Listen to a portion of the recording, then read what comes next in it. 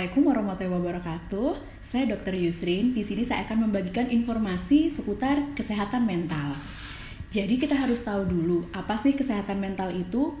Menurut WHO, kesehatan mental adalah kondisi di mana seseorang dapat menyadari kemampuannya, bisa berpikir secara positif, dan dapat bekerja secara produktif dan memberikan kontribusi terhadap orang sekitarnya. Nah, kesehatan mental ini meliputi psikis, emosional, dan juga sosial yang baik yang bisa mempengaruhi cara berpikir maupun bertindak seseorang. Nah, kesehatan mental ini sangat penting untuk diperhatikan karena jika tidak akan memungkinkan terjadi gangguan mental yang mana dapat mempengaruhi fisik, bisa mempengaruhi cara berpikir dan bertindak orang, dan biasanya cara berpikir dan bertindak tersebut ke arah negatif, bahkan bisa mendorong seseorang itu untuk mengakhiri hidupnya.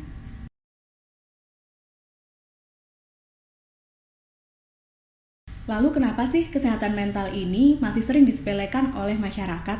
Karena kebanyakan orang hanya menganggap kesehatan itu terkait dengan fisik saja, tidak termasuk mental.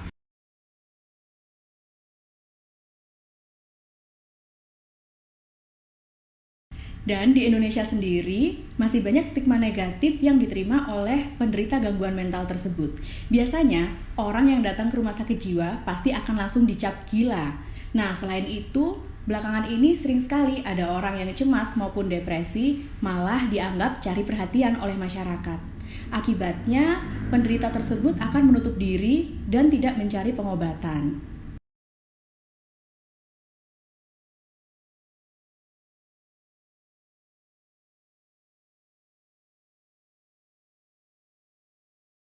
Nah, penyebab gangguan mental itu sendiri ada beberapa hal. Yang pertama adalah genetik atau keturunan.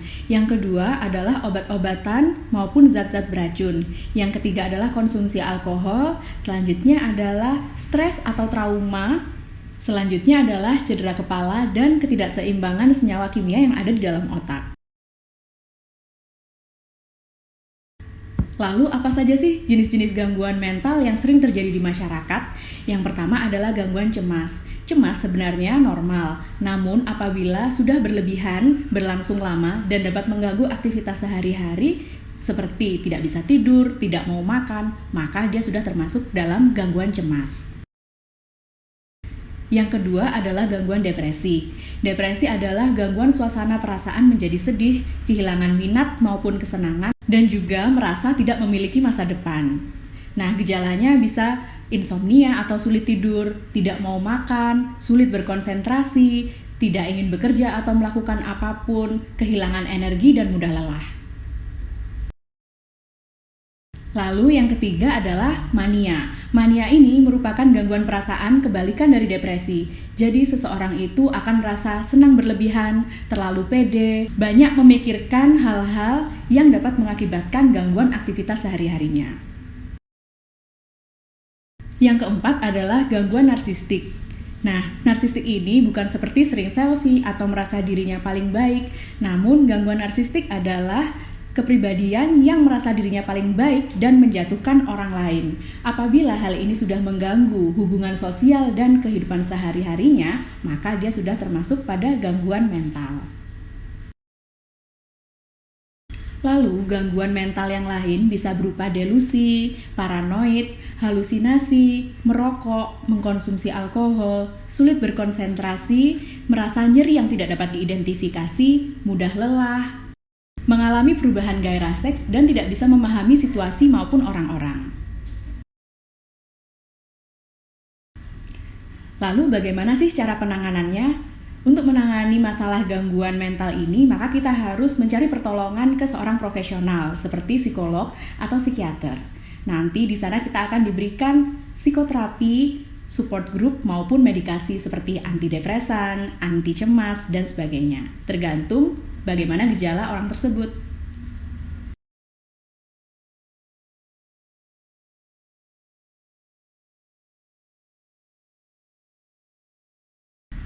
Seperti yang saya katakan tadi, masyarakat Indonesia masih banyak yang menyepelekan tentang gangguan mental ini. Untuk itu, kita harus menumbuhkan kewaspadaan dengan sering mengikuti edukasi maupun sosialisasi tentang apa sih gangguan mental itu, pentingnya apa, dan apa bahayanya jika mengalami gangguan mental. Nah, di era pandemi COVID ini, tentunya gangguan mental akan sangat mungkin terjadi. Karena pada era pandemi ini akan muncul masalah-masalah seperti ekonomi, pendidikan, maupun hubungan sosial dengan sesama. Untuk itu, yang harus kita lakukan adalah 1. Membatasi, membaca, mendengar, maupun melihat berita-berita tentang COVID-19 yang menurut kita menyeramkan dan akan menyebabkan kekhawatiran berlebih pada diri kita.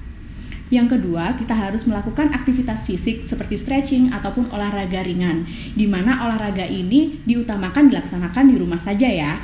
Jangan sampai kita olahraga di luar, niatnya ingin sehat, pulang malah membawa penyakit.